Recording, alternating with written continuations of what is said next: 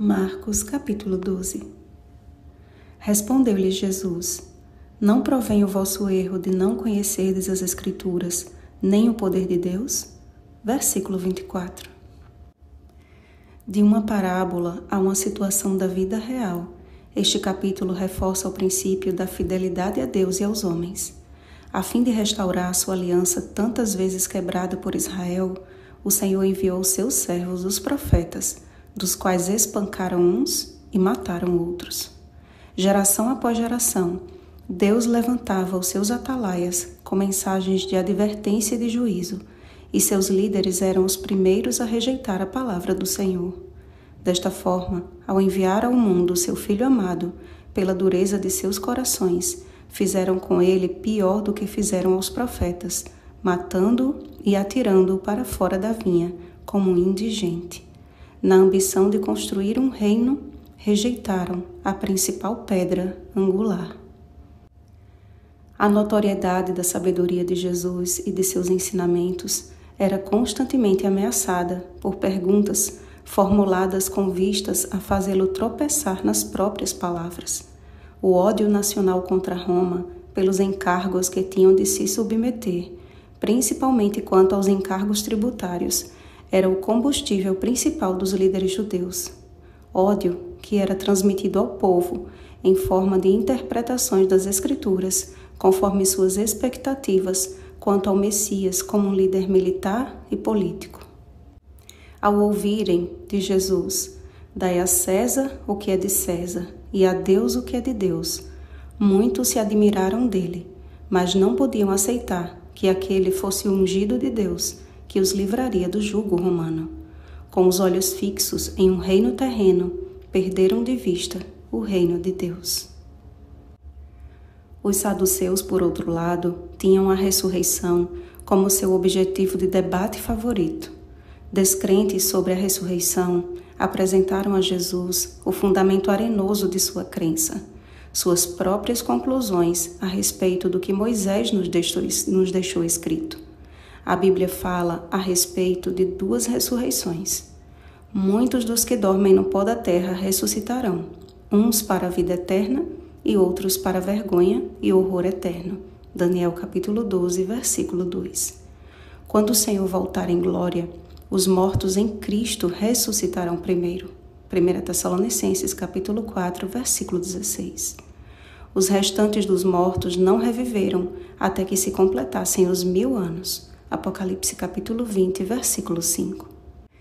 Não vos maravilheis disto, porque vem a hora em que todos os que se acham nos túmulos ouvirão a sua voz e sairão, os que tiverem feito bem para a ressurreição da vida, e os que tiverem praticado o mal para a ressurreição do juízo. João capítulo 5, versículos 28 e 29.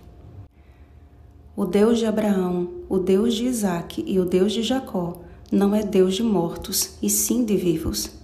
Esses patriarcas que hoje dormem no pó da terra, um dia ouvirão a mesma voz que despertou Lázaro do sono da morte. João capítulo 11, versículo 43. Pois aqueles que morrem em Cristo foram salvos da morte eterna e logo serão despertados para encontrar o Senhor nos ares, e assim estaremos para sempre com o Senhor.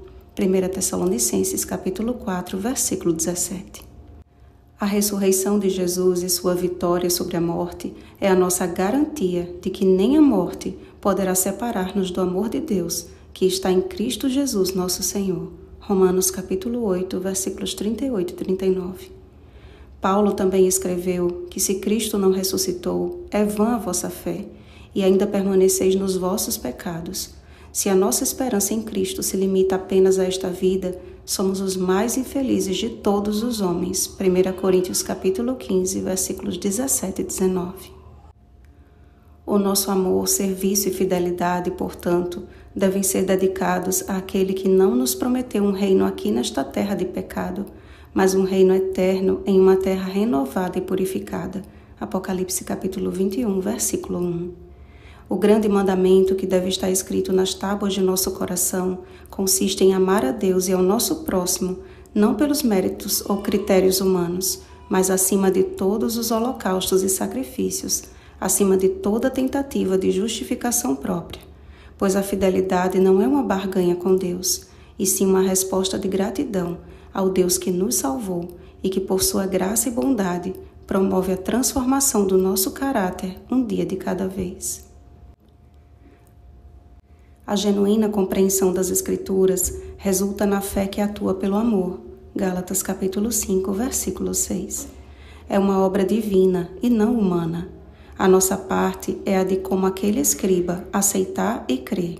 Muito bem, mestre, e com verdade disseste.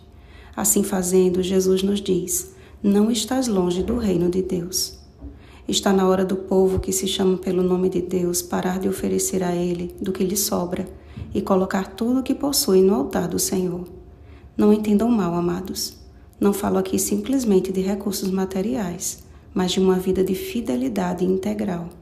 Quando compreendemos que Deus nos enviou o seu Filho amado como oferta em nosso lugar, os recursos materiais já não são mais motivo de preocupação e, como a viúva pobre, ofertar se torna um ato voluntário de amor ao Deus que nos salvou.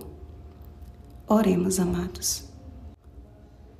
Querido Pai, nós cremos que logo nosso Senhor e Salvador Jesus Cristo voltará, quer vivos, quer ressuscitados, que por Tua graça e misericórdia possamos ouvir naquele grande dia: muito bem, servo bom e fiel, foste fiel no pouco, sobre o muito te colocarei, entra no gozo do teu Senhor.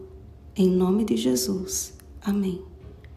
Vigiemos e oremos. Uma feliz semana, servos fiéis de Cristo. Oremos pelo batismo do Espírito Santo. Oremos uns pelos outros. Rosana Garcia Barros.